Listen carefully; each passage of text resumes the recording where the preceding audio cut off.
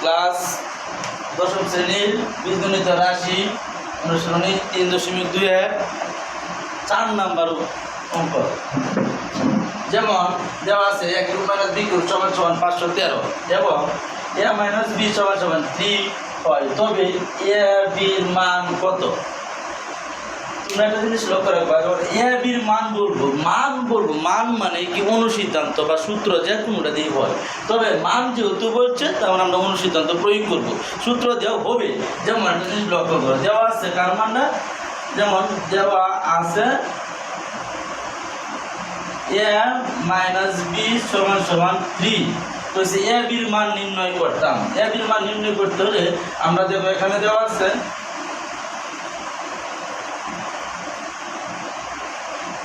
এখন a cube minus b cube সমান সমান 513 a কিউব মাইনাস b কিউবের অনুসিদ্ধান্ত আছে, সূত্রও আছে। যেহেতু বলছে a b এর মান বাইর করতাম, তাহলে আমরা কি বললাম অনুসিদ্ধান্ত এবং সূত্র দেওয়া হবে। তবে আমি আগে একটা পার্ট করি, অনুসিদ্ধান্ত দিয়ে করি। a cube minus b cube অনুসিদ্ধান্ত a minus b whole cube plus 3ab into a minus b সমান সমান 513। ওইটা ইকুয়াল যেভাবে আছে ওইভাবে নিল। a মাইনাস b মান আছে 3 এর উপরে cube plus plus 3 a b এর মান যেহেতু নাই যেভাবে আছে ওইভাবে রেখে দিলাম। a মাইনাস b মান কত আছে 3 সমান সমান 513। 3 এর উপরে কিউব হইলে 27। কিভাবে 27? 3 এর উপরে যেহেতু কিউব আছে, কিউব মানে 3 এর উপরে 3টা 3 এর গুণ হইব, 1টা 2টা 3টা 3 3কা 9 কারণ 3 নং কত 27। 3 এর উপরে কিউব হইলে কত হইব 27 প্লাস 3 3কা কত 9 a b সমান সমান 513। এখানে 9 এর ভিতরে রেখে দিলাম, যেহেতু আমরা কি a b এর মান কইছি নির্ণয় করতাম, তার জন্য এর ভিতরে রেখে দিলাম সমান সমান 513। এখানে সাথে সাথে প্লাস পক্ষান্ত করলে মাইনাস।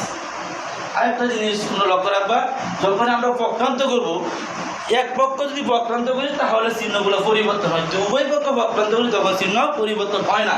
যেমন সমানের এই দিকেরটা ওই দিকে নিলে চিহ্ন পরিবর্তন হয়। যেমন এখানে আছে 7, এখানে আছে 5, যদি আমরা তার তুল্য 7টা ওই দিক দিয়ে নিয়ে নিচ্ছি, 5টা ওই দিক দিয়ে নিই, তাহলে কোনো চিহ্ন পরিবর্তন হইতো না। যদি আংশিক পরিবর্তন করি, এখানে মনে করো আছে 2, এখানে মনে করো আছে 3, এখন যদি আমরা 5 রেখে দিলাম 7 বা দুটো যোগ করে দিলাম কত হলো 10, এখন 2টা কি আছে প্লাস, পক্ষান্ত করলে মাইনাস, কারণ এটা আংশিক পরিবর্তন করছি, এই দিকের থেকে কোনো স্থানান্তর করি নাই। যদি কোনো স্থানান্তর না করি, এক সাইড পরিবর্তন করি, তাহলে চিহ্নগুলো পরিবর্তন হবে। এখন লক্ষ্য করো 9ab 513 থেকে 27 গেলে কত থাকবো 486। এখানে কি রয়েছে, আমাদেরকে বলা হয়েছে কি আর কার মান নির্ণয় করতে, a b এর মান নির্ণয় করতে। দেখো এখানে কি দেওয়া আছে, a b এর মান অলরেডি চলে আসছে, কি আছে a b, 9 কি আছে ইনটু সম্পর্ক, 9 পক্ষান্ত করলে কি হবে ভাগ, 9 পক্ষান্ত করলে কি হবে ভাগ, পক্ষান্ত করলে কি হবে ভাগ, এই পাশ থেকে ওই পাশে। যদি 9টা যদি ইনটু সম্পর্ক, তাহলে তো আমরা স্থানান্তর করি, পক্ষান্ত করি, তাহলে কি হবে ভাগ।